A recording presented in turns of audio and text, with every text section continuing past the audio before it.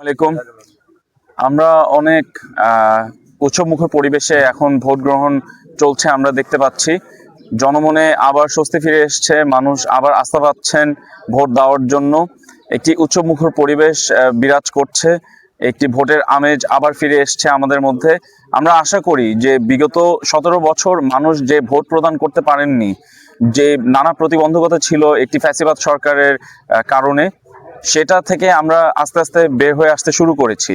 এবং আজকেই সেই দিন যেটা থেকে আমরা এই ফ্যাসিবাদ মুক্ত একটি নতুন গণতান্ত্রিক বাংলাদেশের উদ্দেশ্যে যাত্রা শুরু করব। আমাদের শ্রদ্ধেয় chief adviser doctor Yunus sir আজকে বলেছেন যে এক অর্থে বাংলাদেশের আজকে নতুন একটি জন্মদিন।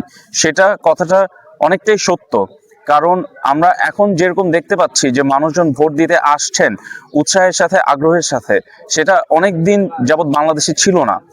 আমরা অনেক আনন্দিত এটা দেখতে পেরে, এবং আমরা খুবই গভীর শ্রদ্ধার সাথে স্মরণ করতে চাই তাদেরকে যারা আমাদেরকে এই সুযোগটুকু তৈরি করে দিয়ে ওনাদের জীবনের ত্যাগ স্বীকার করে এই পৃথিবী থেকে চলে গিয়েছেন।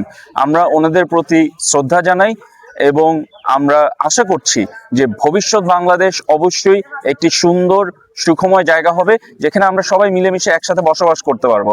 নানান মত, নানান পদের মানুষ থাকবে, কিন্তু আমরা যেন একে অপরকে শ্রদ্ধা করতে পারি, সেই আশাটাই আমি ব্যক্ত করতে চাই। ধন্যবাদ।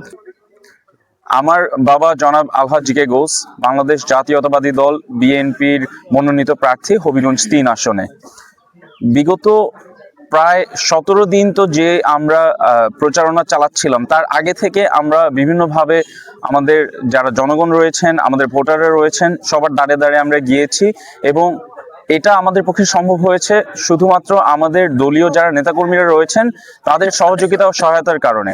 সবাই নিজস্ব উদ্যোগে, নিজস্ব দায়িত্ব নিয়ে আমাদেরকে ভোটারদের কাছে যেতে সাহায্য করেছেন, সহায়তা করেছেন। সেটার জন্য আমি সকলের কাছে কৃতজ্ঞতা প্রকাশ করছি। আপনাদের সকলকে ধন্যবাদ। আপনাদের চ্যানেলগুলোর মাধ্যমে আমি সবাইকে ধন্যবাদ জানাতে চাই, এবং আপনাদের সকলের কাছে আমি দোয়া প্রার্থনা করতে চাই।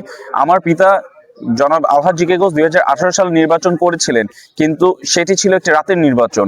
না হলে উনি 2018 সালে এমপি নির্বাচিত হতেন ইনশাল্লাহ হবিগঞ্জ ৩ আসনে।